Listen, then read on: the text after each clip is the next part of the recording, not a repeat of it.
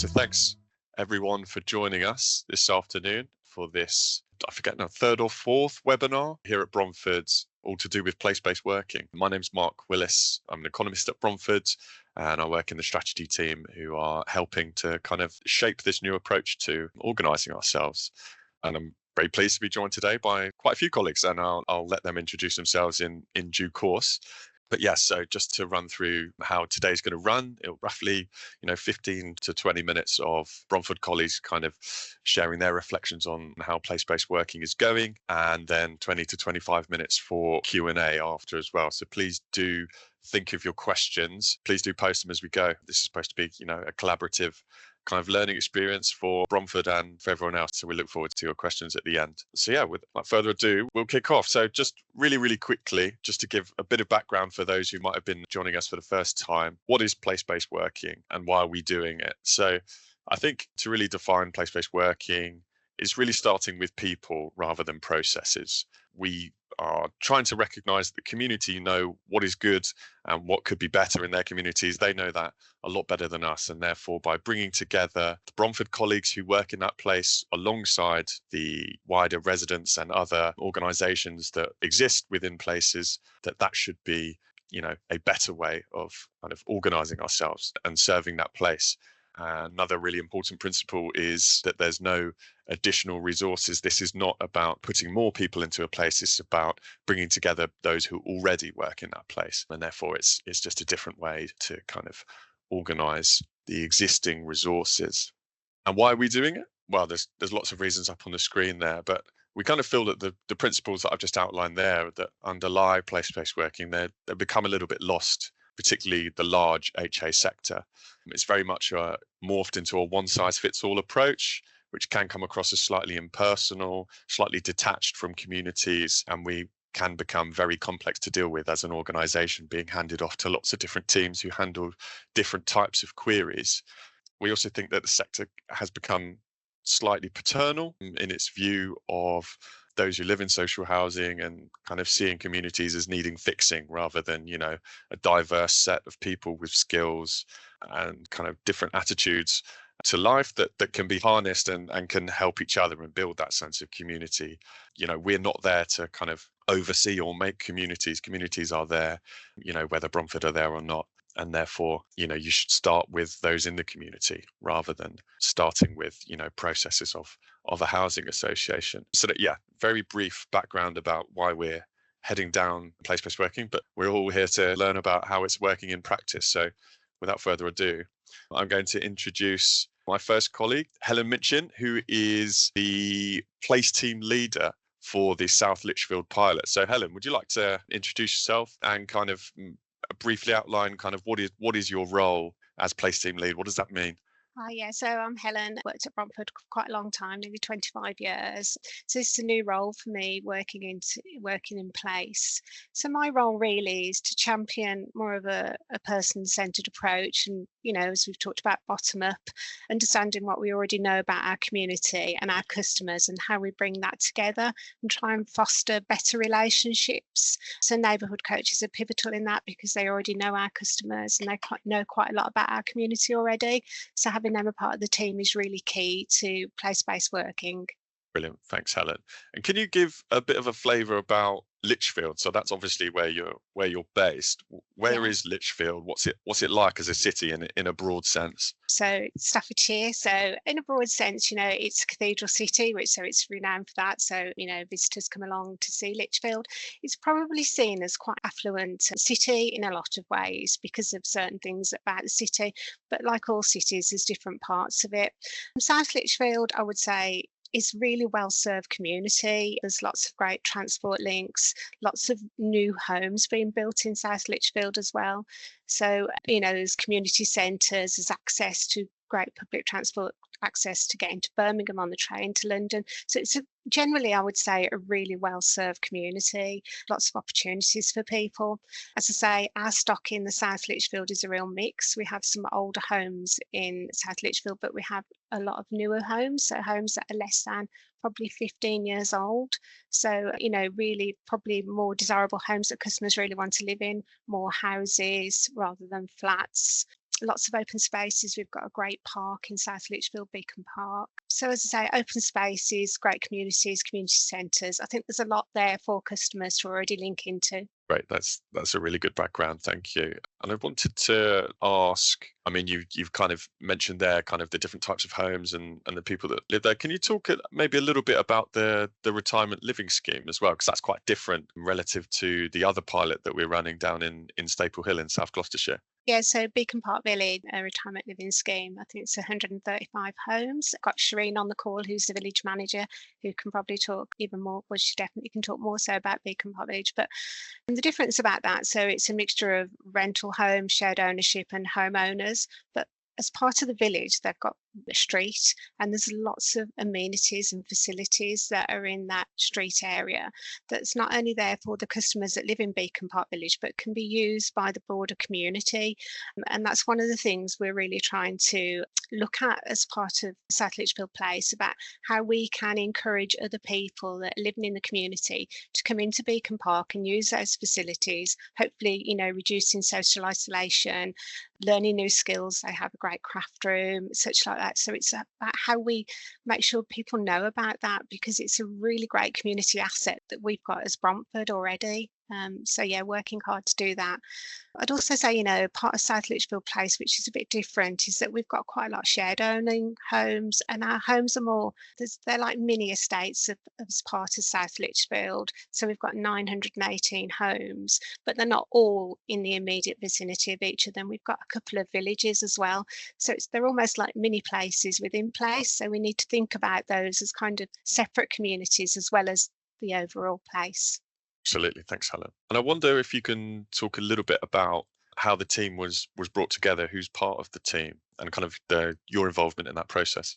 Yeah, so we have 4 neighbourhood coaches, as I mentioned earlier. So they are already working on patch as part of South Lichfield. So 4 really great colleagues who really know their customers really well already. So they're part of our team. And then we have Karl, who's an engineer, multi-skilled engineer, who predominantly we try and ensure that most of his repairs are carried out within the place area. So hopefully he will start to get to know customers as well, because he's going back to similar homes. And we have Angelo, who's the planner. So he's the guy that when repairs come in, he plans them to make sure that engineers are attending when customers are requesting. Charenne, as I mentioned, is the retirement living manager, Beacon Park Village. And then we've got Liz, who we have a women's refuge on our scheme as well. So that's an agency managed scheme. So that's completely different again, really. So we've got lots of different schemes, buildings within South Lichfield. When we came together, before we launched, we asked the team, what would be their wish list for South Lichfield as a place? What do they think we could look at, and really thinking about that bottom up approach, where we felt we could make a difference. And it was great that they came up with some ideas, and they came up with things like working more closely with our landscape team, so our estates and our schemes look tidier, they look more well presented. The ability to support customers who may want to downsize from their home. So we've got customers living in family homes that would like to move down. So how we can work with them to support them to move to downsize, so we can free up more family homes. And then working more with contractors, delivering service to our customers, because sometimes that can be a bit tricky to know what's happening when work gets passed to a contractor. A neighbourhood coach and the customer can lose sight of what's happening, and then the communication can perhaps be a bit more tricky. So we wanted to forge better relationships so we can keep our customers more informed with what's happening. Great. Thanks, Helen. And I might want to bring in some of your colleagues who are part of the team here. So if I come to you first, Charenne, would you be able to give kind of people an overview of kind of how your role fits within the team with the retirement living scheme? Yeah, of course. I think, Helen, you did really well there, actually, because you've said everything probably I'm going to say. But I'm Charenne Collymore, so I'm the village manager at Beacon Park Village, and I work for retirement living. It's an extra care scheme for those over 55. So again, we've got 135 units here, lots of different amenities for people to use, as in our customers and the wider community. I think place for me, first and foremost, is rubbing shoulders with those people that are important to making sure that we get what we need out of our business model for Bromford and for customers and repairs and so on and so forth. But it's also nice because we are sort of a gated community. So that being said, a lot of people say it's the best hidden secret in Lichfield because it's a door, and behind that door there's lots of things going on.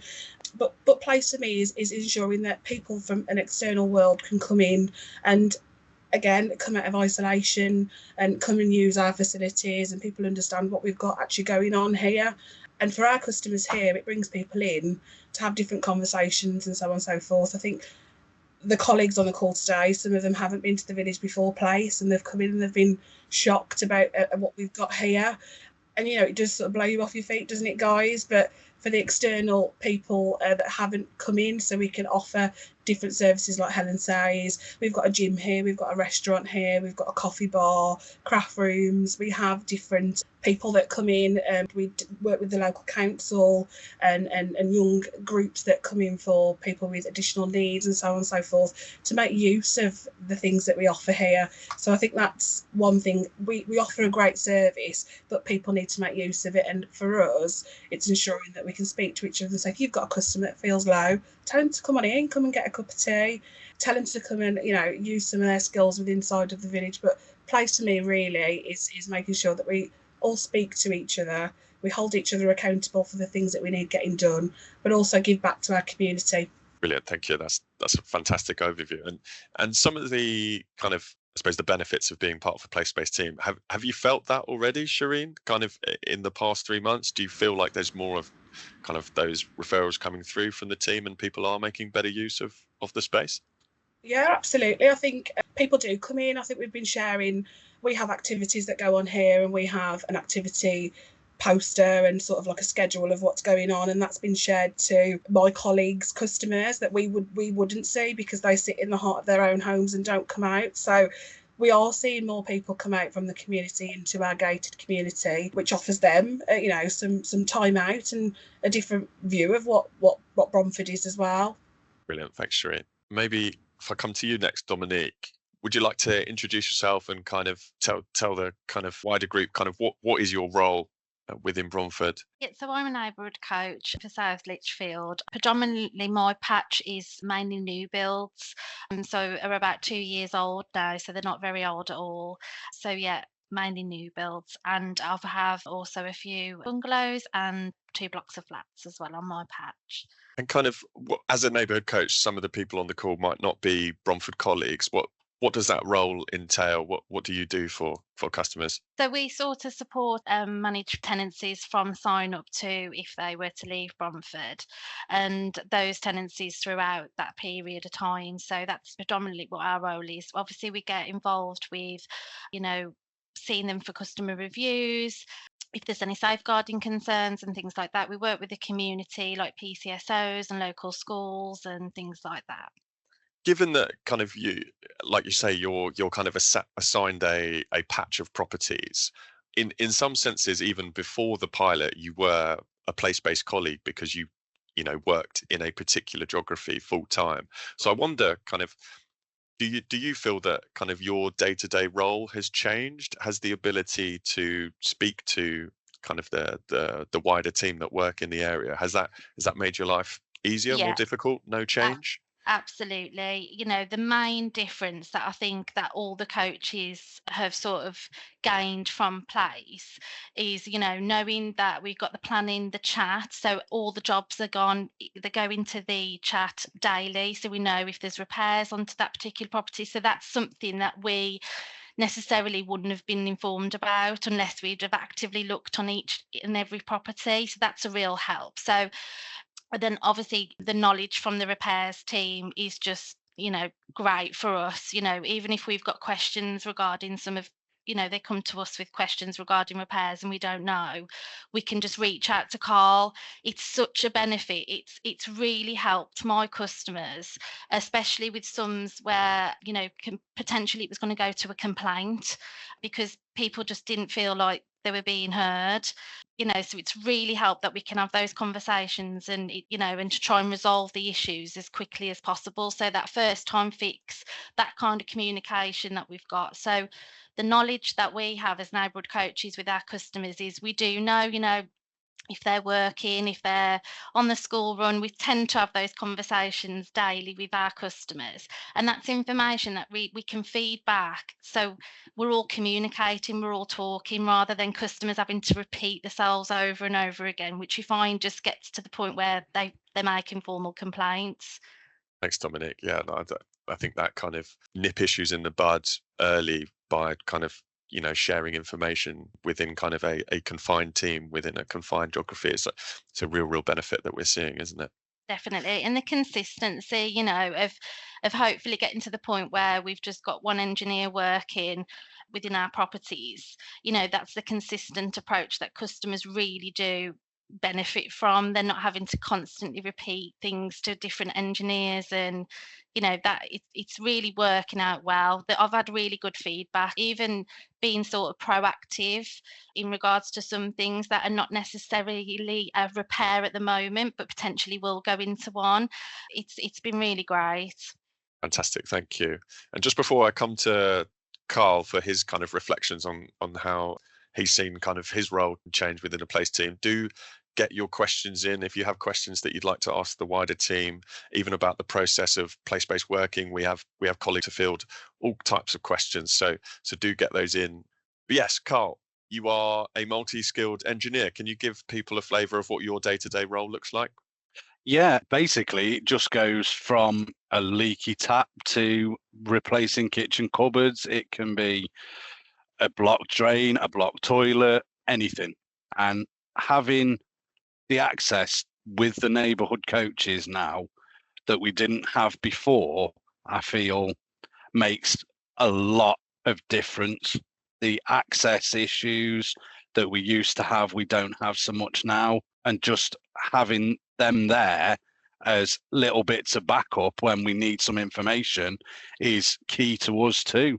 Absolutely. And can you give a flavour of kind of what was your job like before you were part of the place team? What kind of geography would you have covered? How many kind of different homes or different areas would you have covered?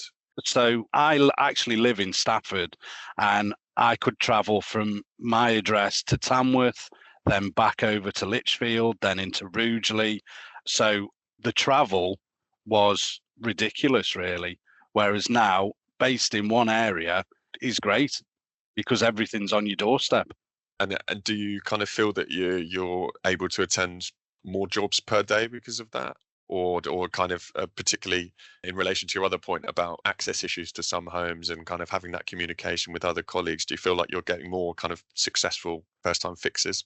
Successful first-time fixes are better because of having like access with neighbourhood coaches, because they can send me a picture of something that's wrong, then we can get the job raised, etc., things like that.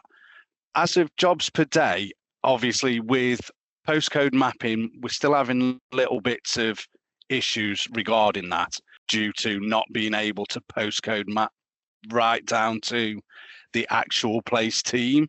But obviously there's people working on that, and Angelo and Helen work hard to try and make sure any jobs that aren't on place are removed off me. But obviously some still fall through the cracks. I think that's really important to kind of reflect on some of the things that, not exactly according to plans. Can you kind of maybe expand on that a little bit about the postcode mapping? So what kind of issue is that? More of like a technical background issue? It is, yeah, because obviously there's other people that probably know a lot more about it than I do. But from what I can gather, it's done under like sectors. But because Lichfield's quite a big area, the postcodes come under a couple of different sectors. So it could be that the one area has the same postcode as another area, if that makes sense. So then obviously the jobs then get missed because they're on that postcode. So obviously I could go to somewhere else that's not on place because of that technical issue. That's the impact of your day-to-day role, is that you get assigned incorrect jobs. Well, there's no incorrect jobs, but obviously as a place team, them jobs are pivotal because obviously I'm then being taken out of the area to do that job, to then someone else then has to come and pick up a job that's in my area, if that makes sense. Absolutely, absolutely. Thank you, Karl. And I want to come back to you, Helen, for just any other broad reflections on how the first 3 months has gone. Yeah, I mean, can't believe 3 months has gone by, really. What I would say is actually something really simple has brought us together as a team, and that's our Teams chat. We use that to communicate everything on, so we all have full visibility of that. And, we jump in, support each other, help each other. It's just such a simple fix, and having colleagues with different skill sets being part of that team just makes such a huge difference. Saying that we see the repairs every day so we can see how the repairs are happening. Like we've said, the NCs can support. We've done some great work on some joint visits where Neighbourhood Coach and Karl have gone together. We've done that on a couple of where customers have raised concerns about condensation, damp and mould, where ordinarily the Neighbourhood Coach would go out on their own first off. We've done 2 or 3 now where Karl and the Neighbourhood Coach have gone out together. And Karl's technical knowledge has been brilliant to move that on for the customer, so hopefully get that resolved for the customer. And I kind of would love to say that I love the way the team pitch ideas. It feels like nothing's off the table as part of a team. We're thinking broader. We're kind of doing that thing. What if we could do that? Wouldn't that be amazing? And let's see what we can do with that. And I suppose the final thing for me is having that opportunity to really understand the community. I've made some great community links, with lots of other people that are doing things. For instance, Lichfield District Council, their health and wellbeing manager, she has came to a meeting we had at Franciscan View, which is a scheme for older people, but not like Beacon Park Village. We've got a communal lounge there that is really underutilised. She came out and spoke to customers, and she's offered their Golden Lives programme, which is free activities for people doing things like Tai Chi, crafts, all different things. And they're going to be offered going forward from March, free of charge to those residents living at Franciscan View, which is going to be brilliant to see that, the communal lounge being used again and people coming together. So I just think it's some of the most simple things have made a huge difference. Great, thank you. And just one final question for you, Helen. So you've mentioned quite a lot of kind of community assets and community programs that are going on. What would you outline as kind of some of the major opportunities that are out there as part of this place-based team? I think it's finding out from our customers, really, what is it that they utilise? What do they do? What would they like to do? And linking those customers into the great community assets we've already got. Because quite often neighbourhood coaches are having conversations with customers, and then they may share things about themselves. And the neighbourhood coaches knowing about what's available in the community, having the time perhaps to even go along with the customer if that's appropriate. If the customer's a bit nervous, but linking in what we've already got. I mean, what as Bromford we don't want to do is kind of reinvent something that's already there, really, but utilise the community assets we've got to hopefully the community feels more well served, more part of the community. We think we've got some great opportunities to work with.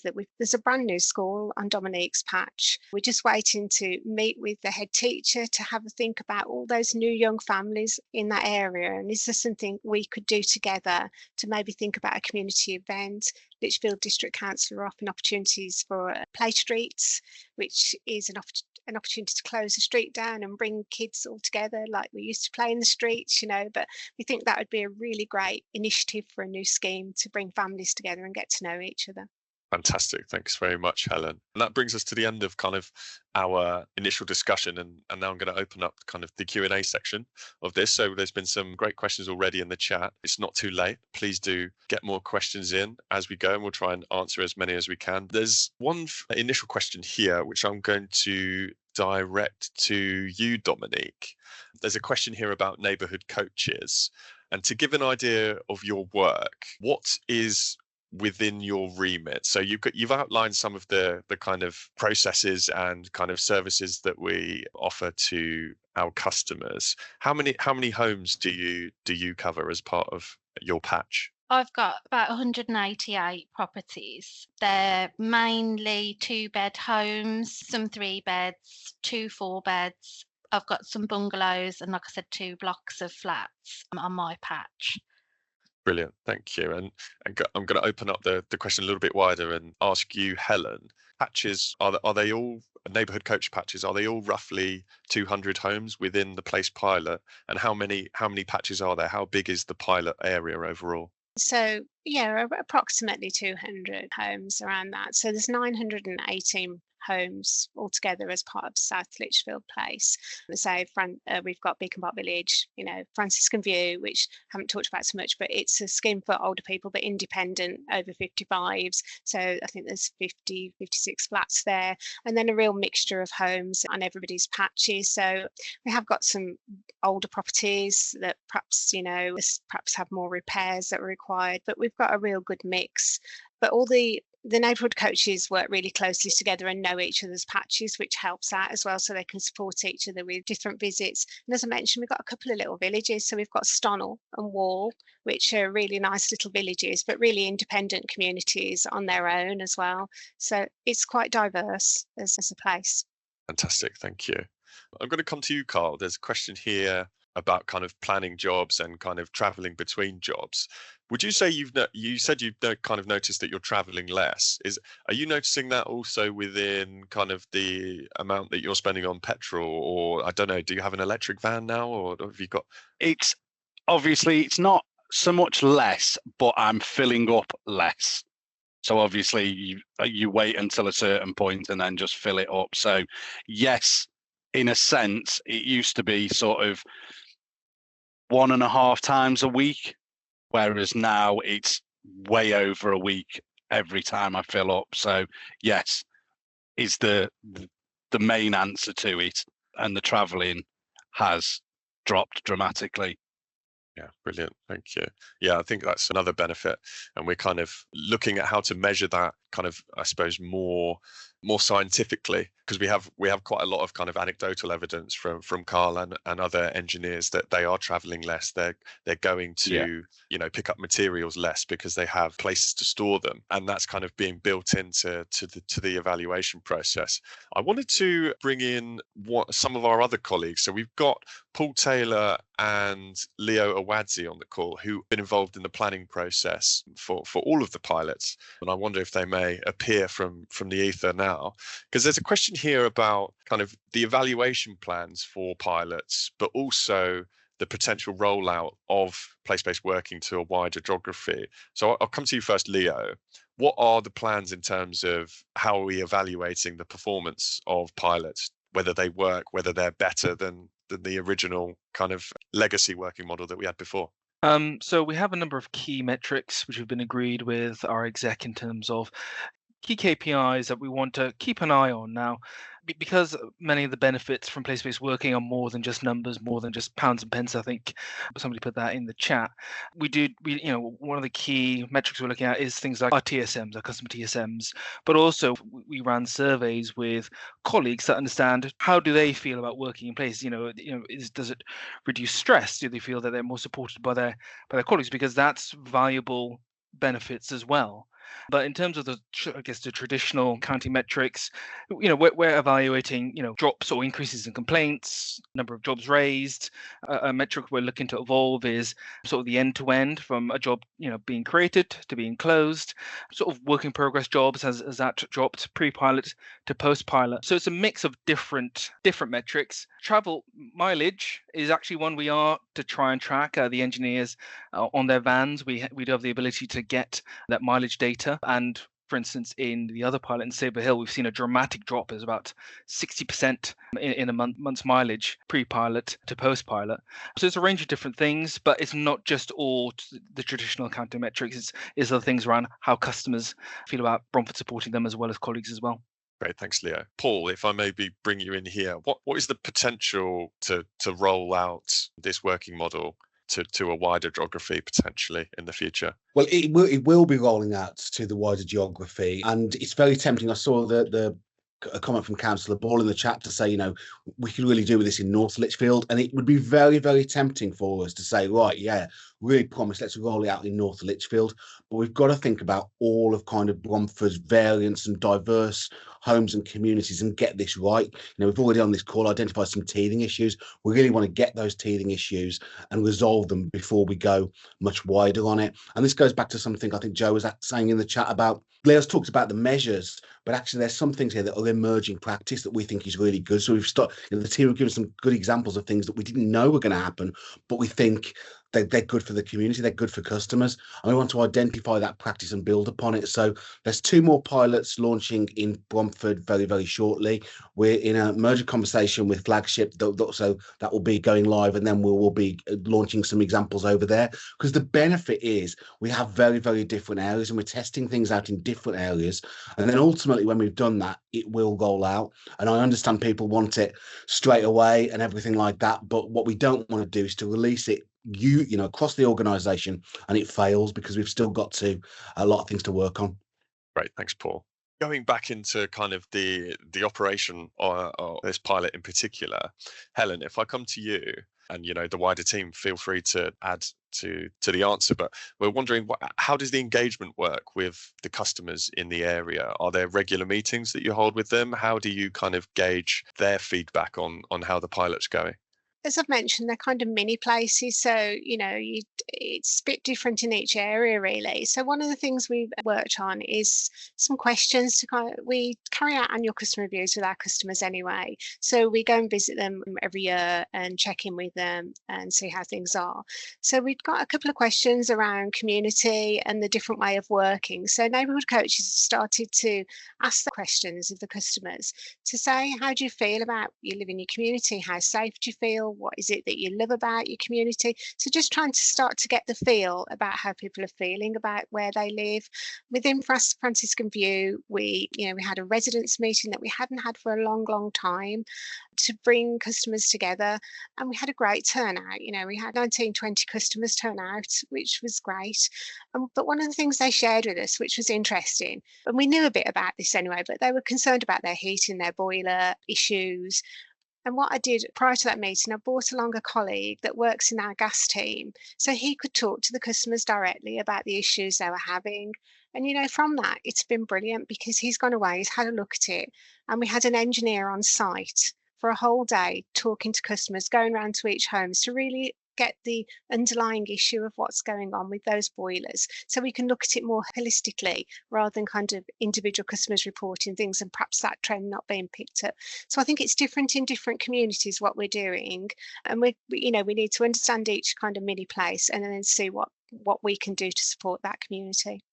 Fantastic, thanks, Helen. I wonder whether, because I know it's something that kind of place team leaders have access to, is looking at complaints. I wonder whether you could comment on whether there's been any kind of noticeable change in the number of complaints that have been generated, kind of pre and post pilot, Helen. And in particular, someone's asked about damp and mold and how is an approach kind of changing via this kind of place-based way of working.